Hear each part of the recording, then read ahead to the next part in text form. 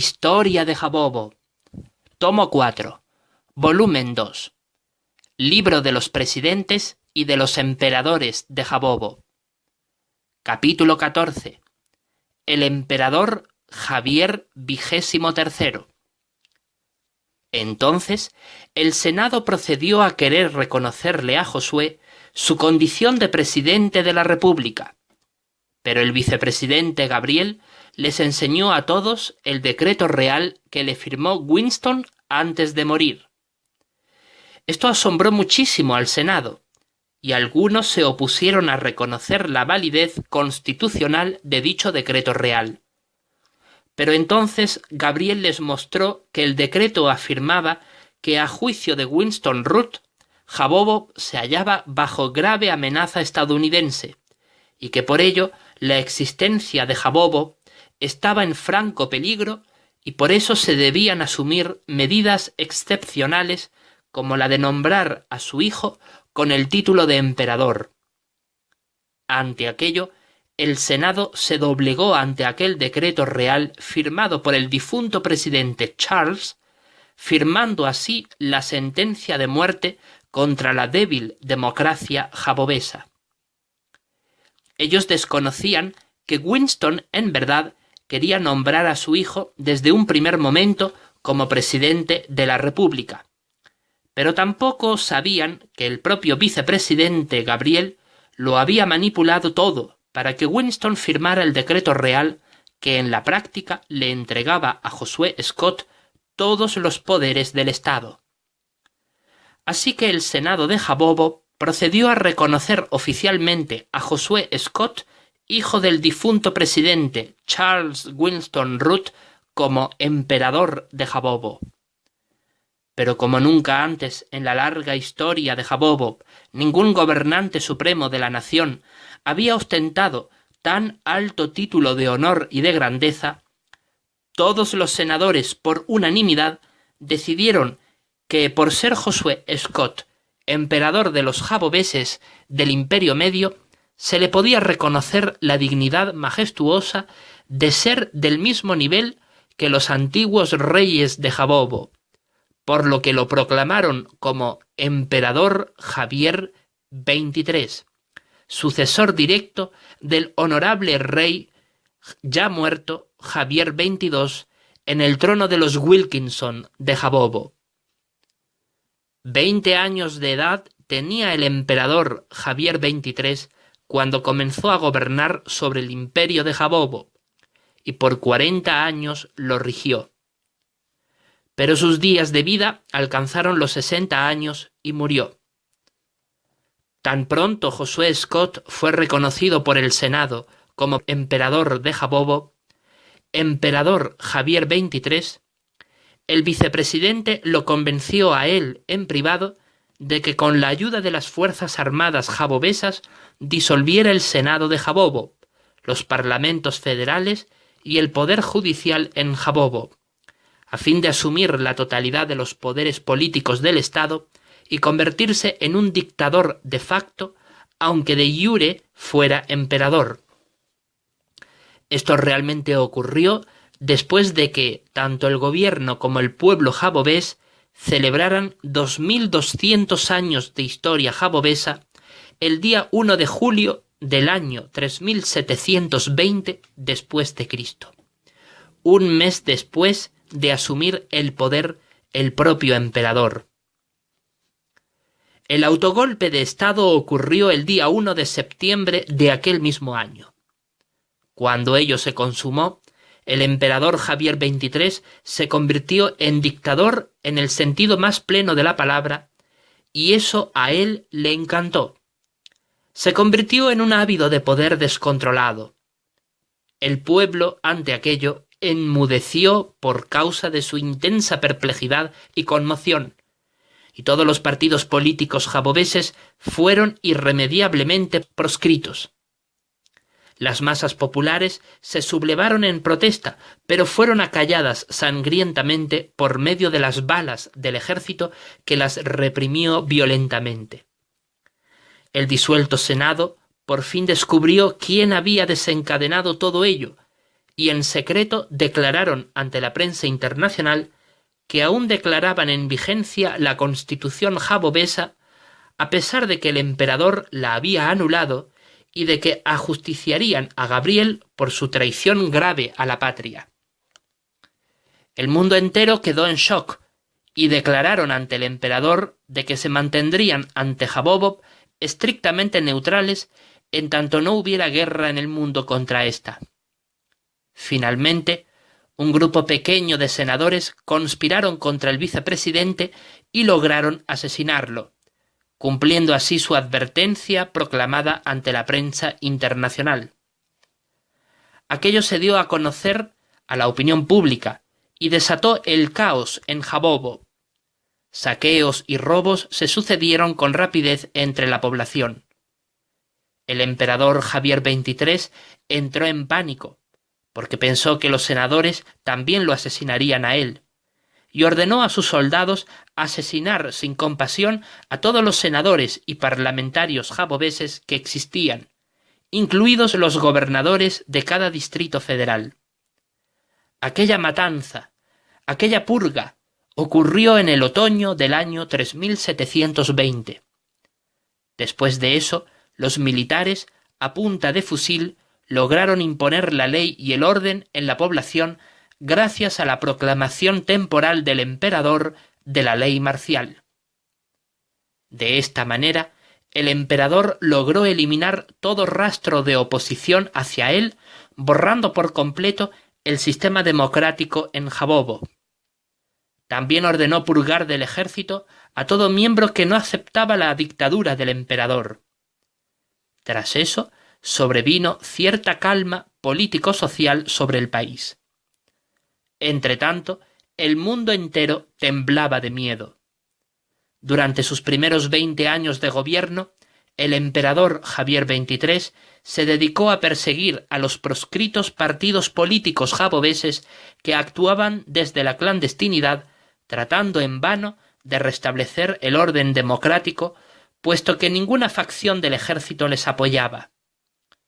Muchísimos políticos fueron asesinados por medio de los agentes secretos jabobeses de la KP, ordenados por el emperador, hasta tal grado que finalmente tanto socialistas como republicanos y comunistas se desintegraron irremediablemente en Jabóbov.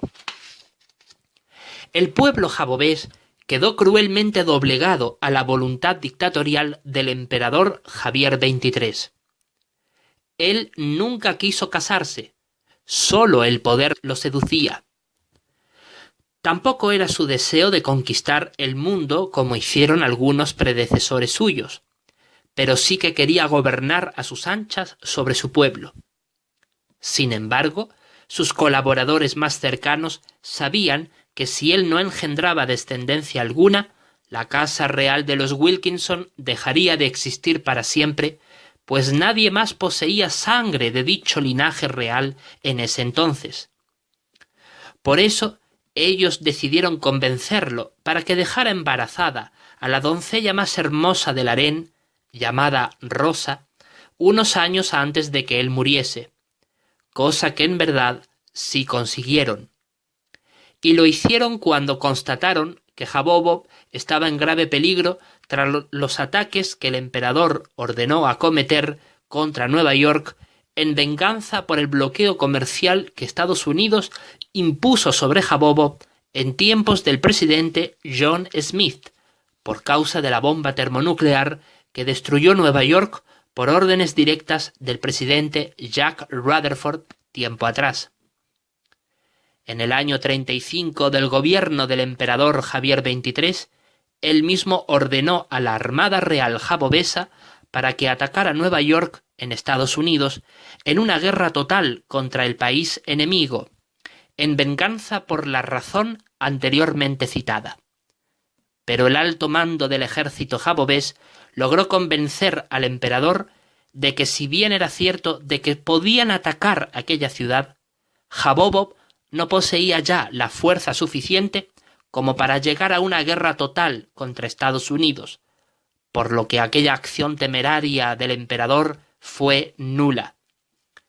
No hubo guerra total abiertamente declarada contra los Estados Unidos, pero el ataque contra Nueva York sí se llevó a cabo por sorpresa y a lo que diera lugar. En esto, el pueblo jabobés sí le apoyó al comienzo al emperador Javier XXIII, pues ellos también deseaban ver venganza, porque el pueblo sufrió muchísimo por causa del anterior bloqueo comercial estadounidense. Así las cosas, el emperador Javier XXIII tomó acción y ordenó aprovisionar mucho más al ejército jabobés para que éste estuviera mejor preparado a la hora de atacar la ciudad estadounidense de Nueva York.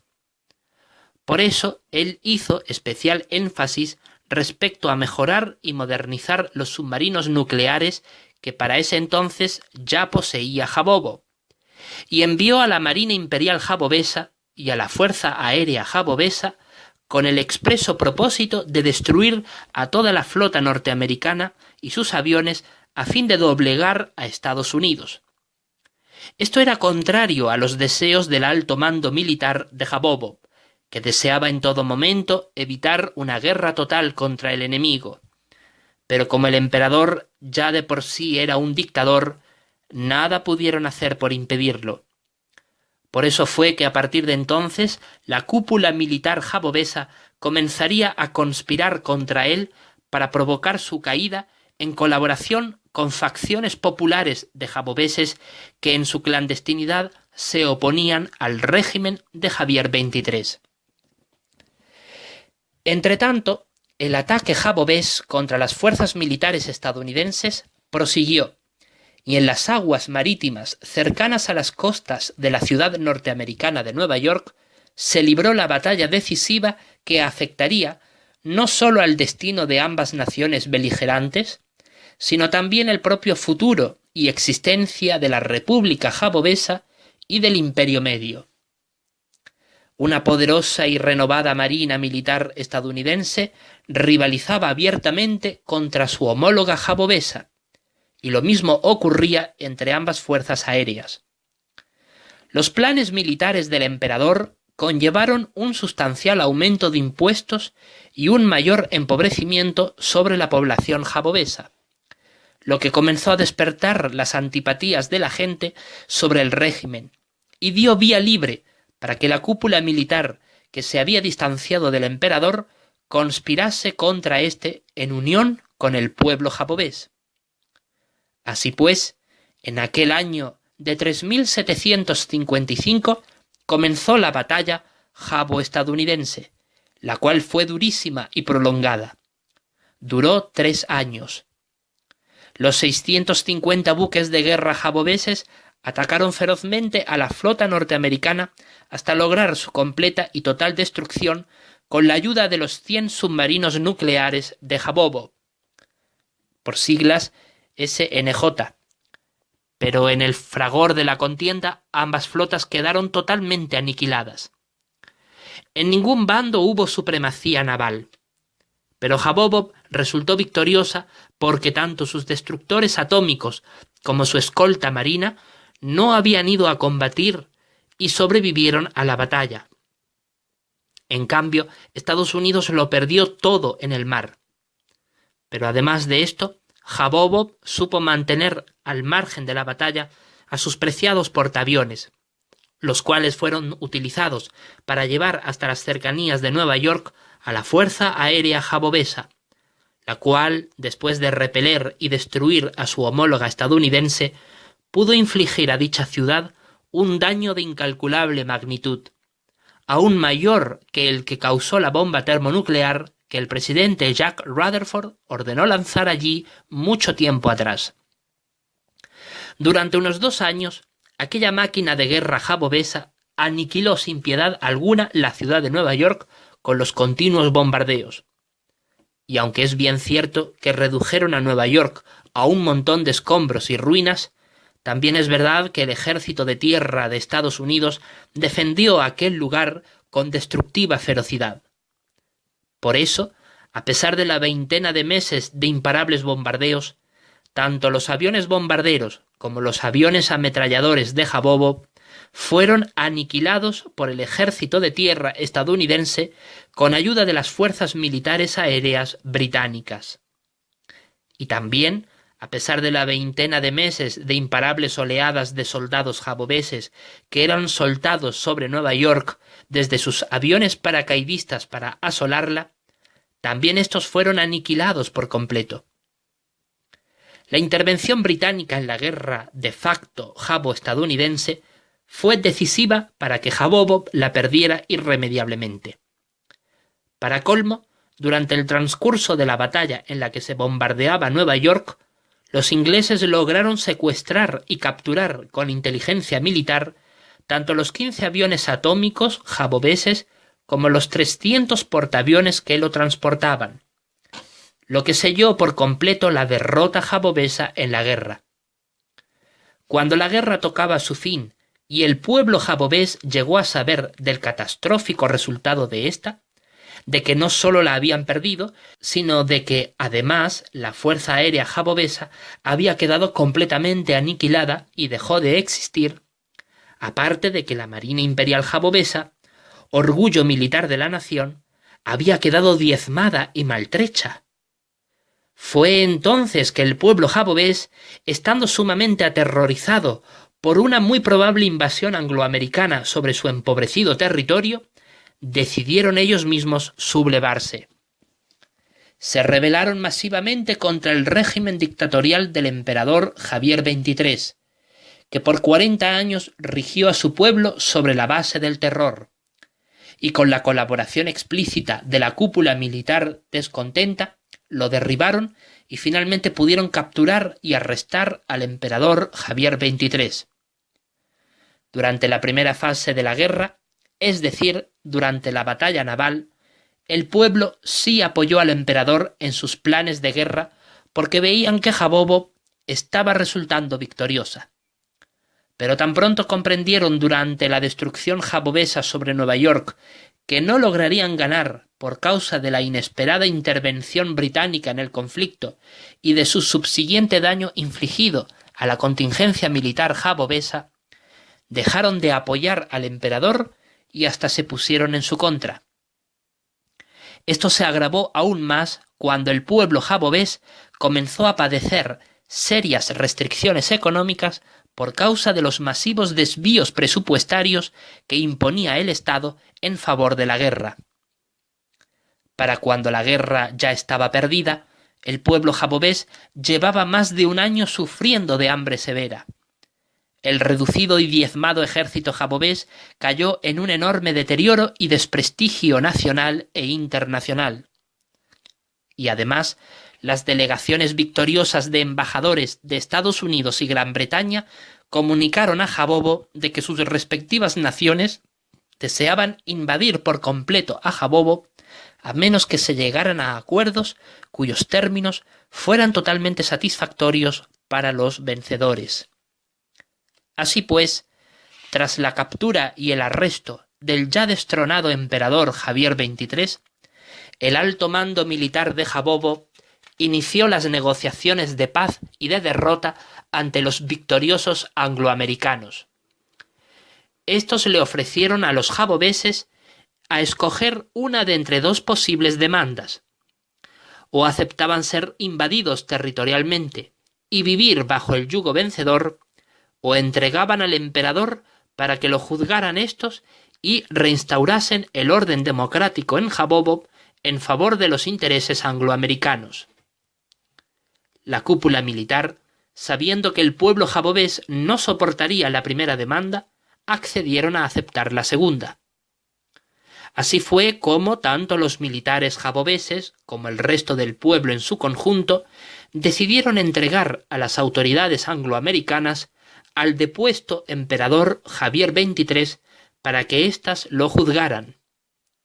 Cuando por fin lo entregaron y los estadounidenses lo condujeron cautivo hasta Washington y allí lo juzgaron como culpable por todo lo acontecido en la guerra, lo ejecutaron. Tras eso, representantes angloamericanos del poder vencedor vigilaron en Jabobo cuidadosamente que se reinstaurara nuevamente la democracia en el país. Por eso, la política jabobesa vuelve a cambiar por completo, dejando atrás la dictadura y dando lugar a un nuevo orden democrático. Como los viejos partidos políticos habían sido barridos por completo durante el régimen totalitario del ya difunto emperador Javier XXIII, tanto los representantes del pueblo en general como de los militares de la cúpula que participaron en el golpe de Estado contra el emperador, decidieron crear un único partido político que lograra consolidar en Jabobo la democracia.